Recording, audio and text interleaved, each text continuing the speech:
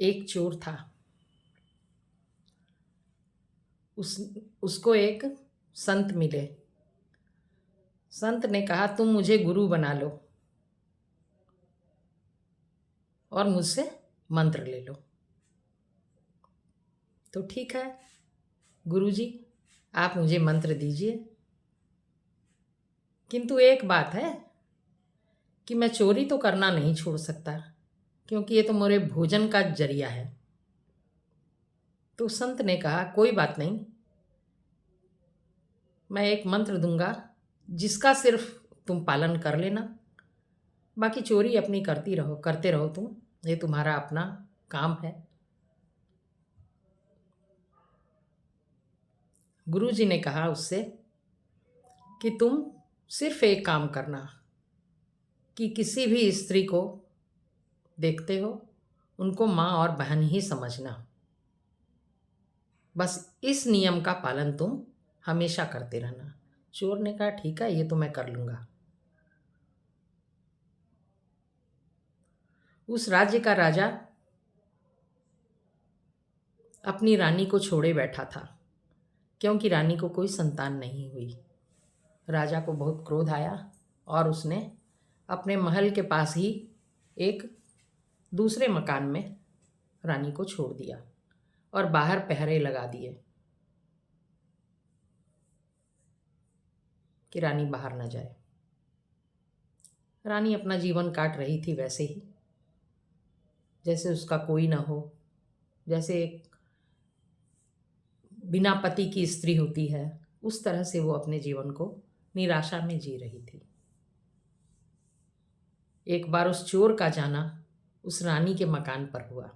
वो चोरी करने रानी के घर गया। रानी ने चोर को देखा और कहा कि तुम मेरा एक काम कर दोगे क्या? तो बोले, हाँ माता जी, मैं ज़रूर आपका काम कर दूंगा। आप मेरी माँ समान हैं, मुझे बताइए क्या करना है।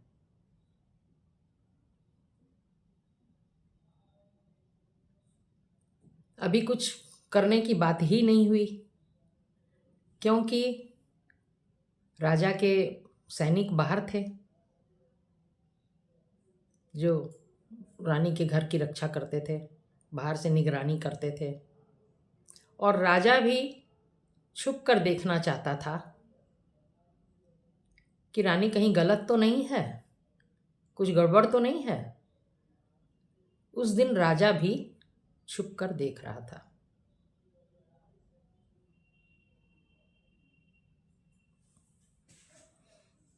जब इस युवक ने, चोर ने रानी से कहा कि आप मुझे मेरे करने लायक कोई काम कहिए तो मैं कर दूंगा, बाकी आप मेरी माँ हैं, इसलिए सोच समझ के ही मुझे कहिएगा। राजा ने देखा कि ये चोर तो चोर होकर इतना ईमानदार है कि गलत काम नहीं करना चाहता है। राजा ने चोर को पकड़कर राज दरबार में बुलवाया और चोर से बोला, रानी को भी उस महल में से, उस मकान में से बुलवाकर उसने राज दरबार में बुलाया। दोनों थे वहां।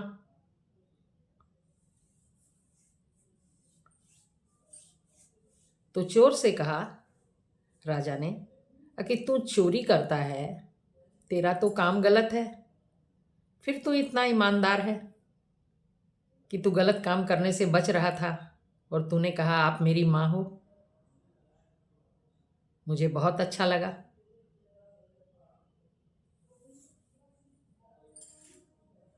इस पर चोर ने कहा कि मेरे गुरुजी को मैंने वचन दिया है कि मैं जब भी किसी दूसरी स्त्री को देखूंगा उसे माँ और बहन ही समझूंगा और उसी के अनुसार जीवन में कार्य करूंगा। बोले, वाह, तू ज़्यादा ईमानदार है, बहुत अच्छा। तो राजा ने कहा कि मैं तेरे से बड़ा खुश हूँ, तू मुझसे कुछ मांग। तो बोला कि महाराज, आपने मेरी रानी माँ को कहाँ निर्जन मकान में छोड़ रखा है। वो वहाँ रहने लायक नहीं है। उनकी क्या गलती है संतान न होने में? भगवान ने नहीं दी तो संतान नहीं हुई। आप इतने क्रोधित क्यों हैं उनसे, जो उनके सुहाग को दुहाग में बदल दिया? आपसे मैं यही मांगता हूँ कि रानी माँ को राजमहल में पुरानी जैसे स्थिति थी उसी में उनको बहुत अच्छे से रखिए। बस, मैं और कुछ नहीं मांगता आपसे। राजा ने रानी से बातचीत की, उनका उसी तरह से स्थान राजमहल में हो गया। अब राजा और रानी दोनों ने ही निश्चित किया कि ये चोर होकर इतना ईमानदार है और इसने मांगा भी तो हमारे भले के लिए, अपने भले के लिए कुछ नहीं मांगा। तो यही बच्चा क्यों ना हम अपना ले, इसे ही अपना राजकुमार क्यों ना बना ले, और एक ईमानदार राजा भी हमको मिल जाएगा। इसके बाद राजा और रानी दोनों के मंतव्य से उस चोर को ही राजा ने अपना उत्तराधिकारी बना लिया, अपना राजकुमार बना लिया। तो चोर ने देखा कि सिर्फ एक बात मानने से गुरुजी की मुझे इतना फ़ायदा हुआ, अगर मैं सारी बातें उनकी मानूं तो न जाने क्या होता। तो संत पुरुषों के साथ, संत लोगों के साथ जो भी वार्ता होती है उसमें से हम लोगों को जो भी ज्ञान वो देते हैं उसको लेकर हम अपने जीवन को सुधार सकते हैं।